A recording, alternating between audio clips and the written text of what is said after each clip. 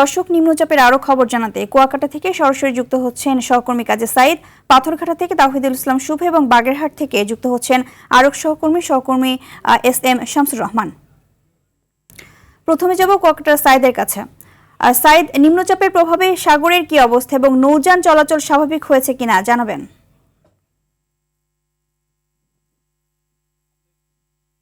আসলে নিম্নচাপের কারণে কিন্তু সমুদ্র কিছুটা উত্তাল রয়েছে এবং গত 2 দিন ধরে কিন্তু আসলে ছেলে ছেলে বৃষ্টি চলছে, কখনো গুড়ি গুড়ি বৃষ্টি, আবার কখনো মাঝারি বৃষ্টি, আবার কখনো মুষলধারে বৃষ্টি, যার কারণে কিন্তু আসলে নিম্ন অঞ্চল প্লাবিত হয়েছে। বিশেষ করে কৃষকের কিন্তু বীজতলা তলিয়ে গেছে।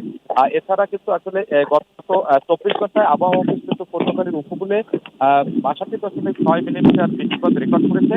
আর সমুদ্র যেহেতু কিছুটা উত্তাল রয়েছে, এ কারণে কিন্তু আসলে মাছ ধরা ট্রলার গভীর সমুদ্রে নেই। তবে উপকূলের কাছাকাছি সব ডিঙ্গি, নৌকা, ট্রলার মাছ শিকার করে, তারা কিন্তু আসলে মাছ শিকার অব্যাহত রেখেছে। আর কুয়াকাটা আগত পর্যটকদের কিন্তু আসলে সমুদ্রে গোসলের ব্যাপারে নিষেধ করা হচ্ছে, সতর্ক করা হচ্ছে, যাতে আসলে এই দুর্যোগপূর্ণ সময় যেন আবহাওয়ার সময় যেন কেউ সমুদ্রে গোসল করতে না নামে। এছাড়া আসলে তেমন কোনো নিম্নচাপের প্রভাবে তেমন কোনো ক্ষয়ক্ষতি হয়।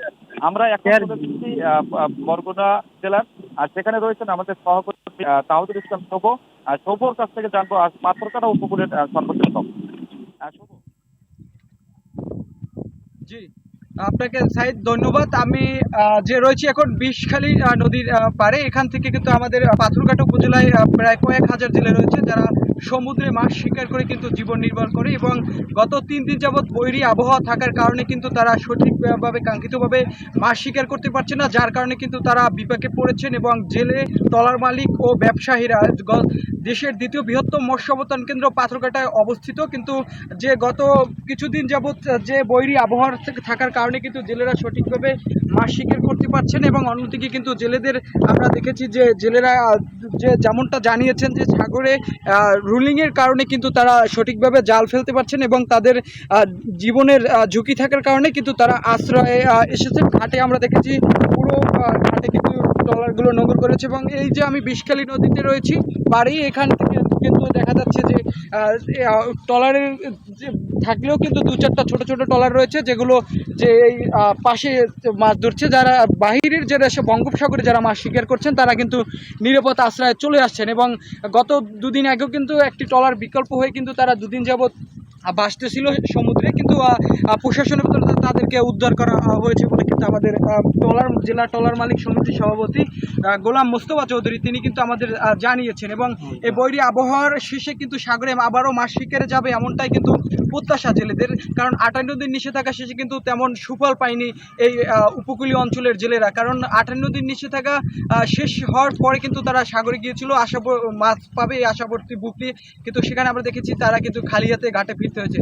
আমরা এখন চলে যাব সহকর্মী বাগেরহাটের শামসুজ্জামান তার এলাকার সর্বশেষ খবর আবহাওয়া পরিস্থিতি। শুভ, আপনি যেমনটি বলছিলেন, বাগেরহাটও কিন্তু গত 2 দিন ধরে যে বৈরী আবহাওয়া বিরাজ করছে, বিশেষ করে আজ সকাল থেকে কিন্তু যে বৃষ্টিপাত হচ্ছে, এবং এটি কিন্তু থেমে থেমে নয়, একাধারে বৃষ্টিপাত হচ্ছে, এবং বৃষ্টির যে সেটি কিন্তু সকাল থেকে কিন্তু যত বেলা বেড়েছে বৃষ্টির মাত্রা কিন্তু তত বেড়েছে। তো বাগেরহাটে যে আমি কথা বলেছিলাম মোংলা যে আবহাওয়া কেন্দ্র, সেখানে যে কর্মকর্তা তিনি আমাদের বলেছেন, হারুন রশিদ, উনি বলেছেন যে আবহাওয়া কিন্তু আরও 2 দিন এরকম বৃষ্টিপাত হবে, এবং সেখানে কিন্তু বৃষ্টিপাতে কিন্তু যে তীব্রতা সেটা কিন্তু আরও বাড়তে পারে, এবং এই 2 দিনে কিন্তু এ ধরনের বৃষ্টিপাত অব্যাহত থাকবে মৌসুমী বায়ুর প্রভাবের কারণে। আমি কথা বলেছিলাম কৃষি বিভাগের সাথে, তারা কিন্তু আমাদের বলেছে যে এ পর্যন্ত যে পরিমাণ বৃষ্টিপাত হয়েছে তাতে কিন্তু তাদের কৃষি ফসলের তেমন ক্ষতি হয়নি, যেহেতু কৃষি ফসল এখন মাঠে তেমন নাই। আমি এখানে কথা বলেছিলাম জেলেদের সাথে, তারা বলছে তারা কিন্তু উপকূলে নিরাপদ আশ্রয়ে অবস্থান নিয়েছে। আমি আমার পিছনে দেখানোর চেষ্টা করেছি, এখানে কিন্তু জেলেরা তাদের মাছ ধরা যে ট্রলার সেটি কিন্তু নদী এখানে ঘাটে ভিড়িয়ে কিন্তু তারা কিন্তু তার যে জাল পরিষ্কার করছেন। তো আমরা আরও জেলেদের সাথে কথা বলেছিলাম, তারা কিন্তু তীব্র রোলিংয়ের কারণে তারা কিন্তু এখন অবস্থান করছেন, নিরাপদ আশ্রয়ে অবস্থান নিয়েছেন। এবং আমরা উপকূলে যে সাধারণ মানুষ যারা দেখেছি তারা কিন্তু বলছেন যে তীব্র বৈরী আবহাওয়ার কারণে তারা কিন্তু সকাল থেকে কিন্তু বের হতে পারেননি, এবং তারা কিন্তু এখন জীবনযাত্রা একদম বিপর্যস্ত হয়ে পড়েছে। তো বাগেরহাটের বলেশ্বর নদীর পাড় থেকে এটাই ছিল আমার কাছে আবহাওয়ার সর্বশেষ খবর। আপনাদের 3 জনকে ধন্যবাদ।